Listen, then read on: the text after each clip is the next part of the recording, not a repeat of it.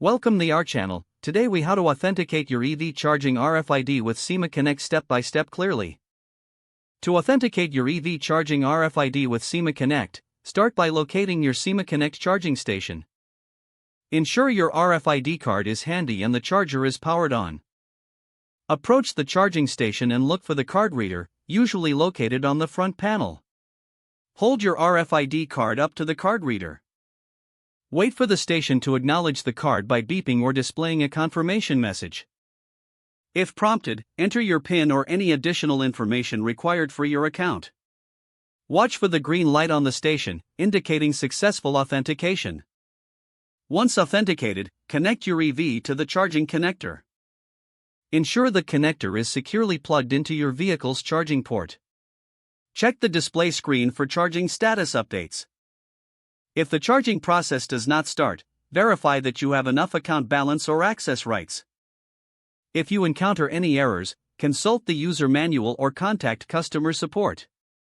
After charging is complete, safely disconnect the charging connector from your vehicle. Return the connector to its place on the station.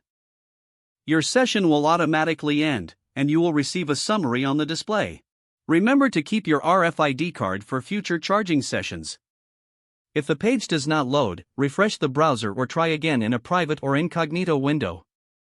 Make sure you are using the correct email address, then retype it carefully to avoid small typos. If your password is not accepted, use the reset option and create a new strong password you can remember.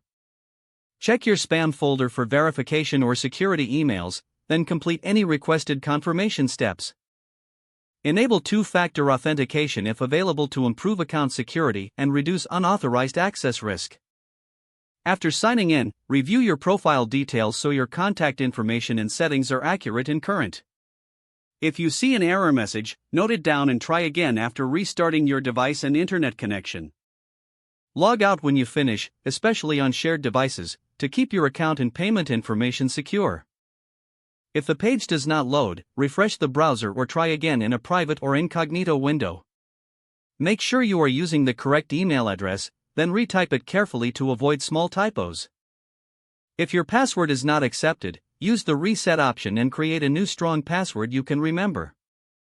Check your spam folder for verification or security emails, then complete any requested confirmation steps. Don't forget to like this video and subscribe to our channel for more step-by-step tech guides.